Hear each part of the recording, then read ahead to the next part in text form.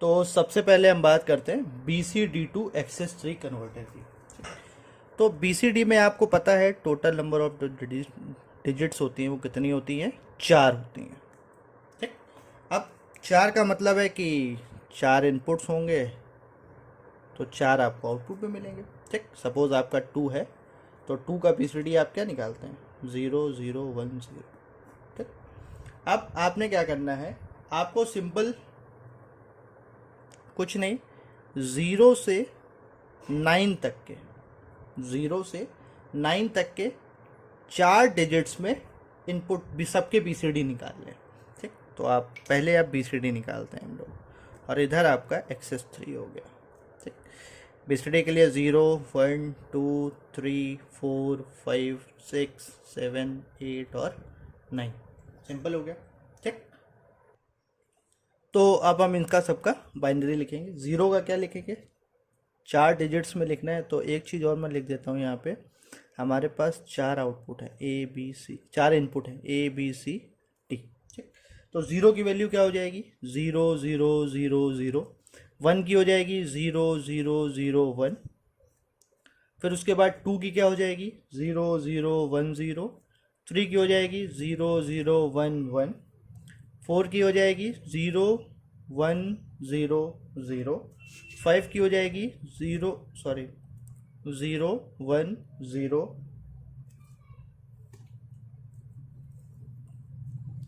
1 6 की हो जाएगी 0 1 1 0।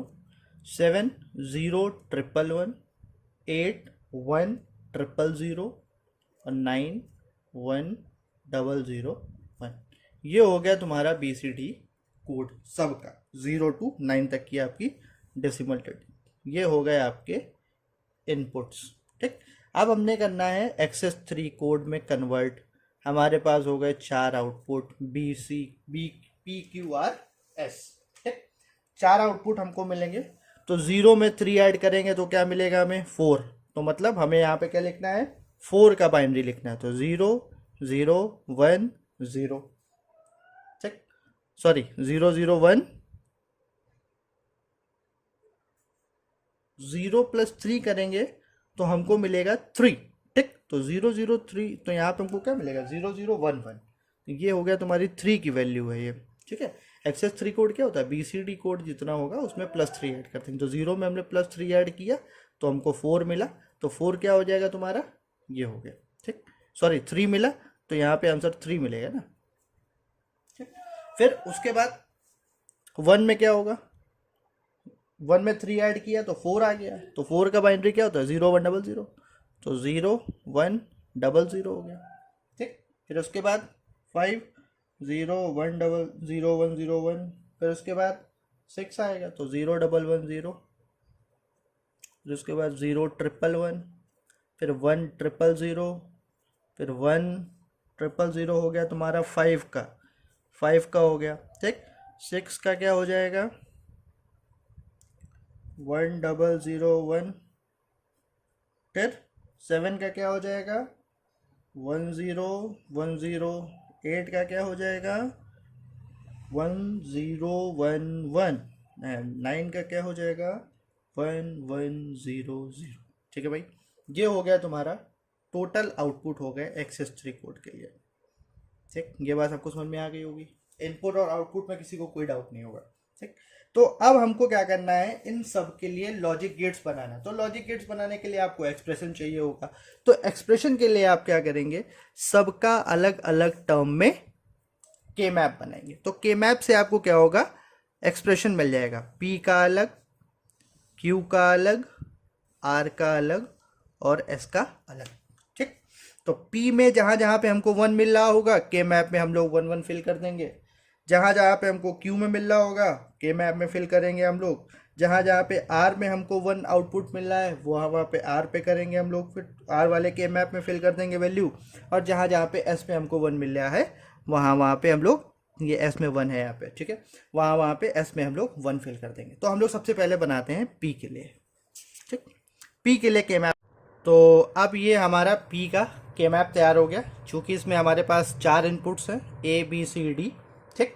तो ए बी सी डी के लिए हमारे पास 2 की power n is equal to 2 की power 4 is equal to 16 squares वाला के मैप जरूरत होगा। ठीक, अब हम बना इसका के मैप बन के तैयार हो गया। 0001 नंबर हमने अंदर नंबरिंग कर दी है।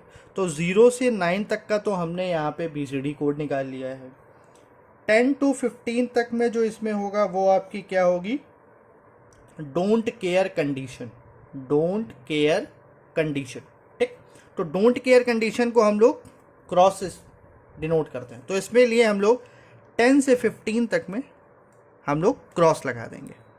10 से 15 तक की हमने नंबरिंग जहाँ करी हुई है उसमें क्या कर दिया, क्रॉस लगा दिया। ठीक, ये बात सबको समझ में आ गई होगी। अब हमको अंदर वैल्यू फिल करनी है। देखिए P के लिए हम लोग यहाँ पे देखेंगे तो P के लिए यहाँ पे सब आउटपुट 0 मिल रहे हैं सारे, यहाँ 1 मिल गया हमको।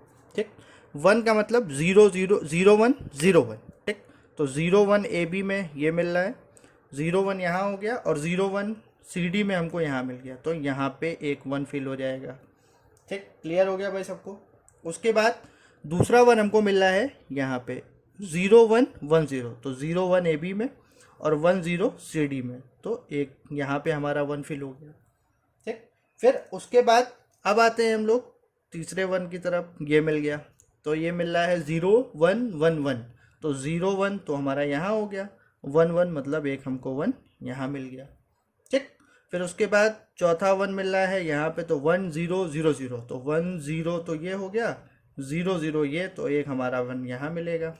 फिर लास्ट में 1 मिल रहा है 1 0 0 1 में, तो 1 0 AB के लिए। देखिए ये वाली जो आगे वाली दो फर्स्ट 2 डिजिट्स हैं वो आपकी AB के लिए हैं और बाद वाली CD के लिए ABCD। ठीक है, तो AB 1 0 1 0 और CD के लिए 0 1 0 1। तो हमको यहाँ पे एक 1 मिल गया।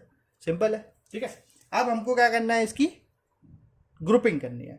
तो डोंट केयर कंडीशन जो होता है उसको आप 1 के साथ ग्रुप बना सकते हैं। ठीक है, 1 अगर कोई इंडिविजुअल 1 है और उसको अगर डोंट केयर कंडीशन के साथ एक बड़ा ग्रुप बन सकता है तो उसको हम डोंट केयर कंडीशन के साथ इंक्लूड कर लेते हैं। तो देखिए यहाँ पे सबसे पहले आपको पता है कि ग्रुपिंग जो होती है वो हम लोग 2 की पावर के फॉर्म में बनाते हैं। तो मतलब 8 की बना सकते हैं या 4 की या 2 की या 1 की, जैसे 2 की पावर 3 हो गया, 2 की पावर 2 हो गया, 2 की पावर 1, 2 की पावर 0। तो ऐसे हम लोग ग्रुपिंग करते हैं। कभी भी ऐसे नहीं बनाएंगे या 10 जो हमारे 1 होंगे उसको हमने ग्रुपिंग कर दिया या 12 कर दिया, ऐसे नहीं। 2 की पावर के फॉर्म में होना चाहिए। ठीक, 2 की पावर 3 होता है 8, तो 8 की ग्रुपिंग करेंगे, 4 की करेंगे, 2 की करेंगे, 1 की करेंगे। ठीक, तो अब देखिए यहाँ पे हम लोग सबसे पहले 8 की ग्रुपिंग करते हैं। तो अब देखिए 8 वाला ग्रुप कोई बन रहा है, सबसे पहले सबसे बड़ा ग्रुप देखते हैं हम लोग।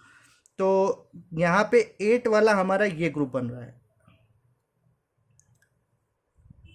लेकिन इन ग्रुप्स को बनाने में एक चीज़ को याद रखना है कि 1 ज़रूर होना चाहिए। अगर 1 नहीं है, सिर्फ डोंट केयर कंडीशन का बना रहे हैं तो कोई मतलब नहीं है, 1 ज़रूर होना चाहिए। ठीक, तो यहाँ पे हमको 2 1 मिल रहे थे तो इसलिए हमने ये 8 वाला एक ग्रुप बना दिया। ठीक, ये बात सबको समझ में आ गई होगी। उसके बाद अब दूसरे ग्रुप की शुरुआत करते हैं। दूसरा ग्रुप अगर हम बात करें तो ये आपका 5th और 7th नंबर पे 1 1 है और 15 और 13 नंबर पे है। तो एक ग्रुप ये हमारा बनकर तैयार हो सकता है 4 का। ठीक, एक 4 का एक ग्रुप बन गया और एक 4 का हमारा 6 7 और 14 15 का ग्रुप बन सकता है। तो एक ग्रुप हमारा। तो अब हमने क्या किया, ग्रुपिंग बना दी है सारी। ग्रुपिंग बनाने के बाद अब आप देख रहे हैं पहले वाले ग्रुपिंग की जब हम लोग नेमिंग कर रहे हैं तो हमको क्या मिल रहा है, यहाँ पे कॉमन 1 मिल रहा है। तो 1 का मतलब A, तो A हमने लिख दिया। ठीक, फिर दूसरे वाले ग्रुप ऊपर तो हमको कुछ कॉमन मिल नहीं रहा चारों में। फिर उसके बाद दूसरे वाले ग्रुप की बात करते हैं। तो दूसरे वाले ग्रुप में हमको कॉमन क्या मिल रहा है, यहाँ पे अगर हम लोग दूसरे वाले ग्रुप की बात करें तो दूसरे वाले ग्रुप में कॉमन क्या मिल रहा है हमको, यहाँ पे दूसरे वाले ग्रुप में कॉमन मिल रहा है हमको यहाँ पे 0 0 1 और 1 1 में क्या कॉमन मिल रहा है, 1 बाद वाला 1 कॉमन मिल रहा है मतलब B। तो हमने यहाँ पे B लिख दिया। ठीक, अब ऊपर से क्या कॉमन मिल रहा है, 0 0 1 1 में 1 कॉमन मिल रहा है तो हमने यहाँ पे क्या लिख दिया, D, बाद वाला D हो गया। ठीक, प्लस इस वाले ग्रुप के लिए बात कर लेते हैं। इधर क्या कॉमन मिल रहा है हमको 1, तो B लिख दिया।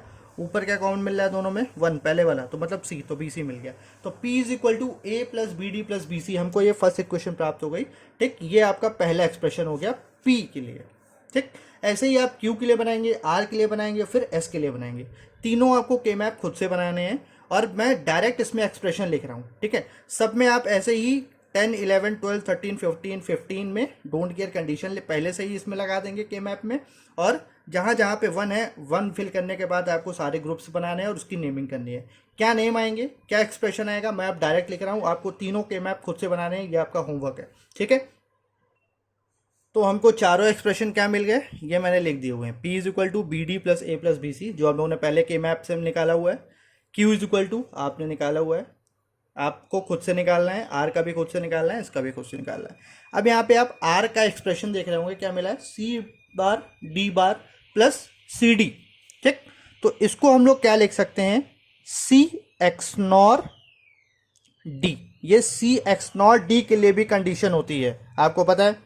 और S इज इक्वल टू हम लोग लिख सकते हैं, D बार हमको मिला हुआ है, ठीक। तो अब हम इसका बनाएंगे लॉजिक डायग्राम।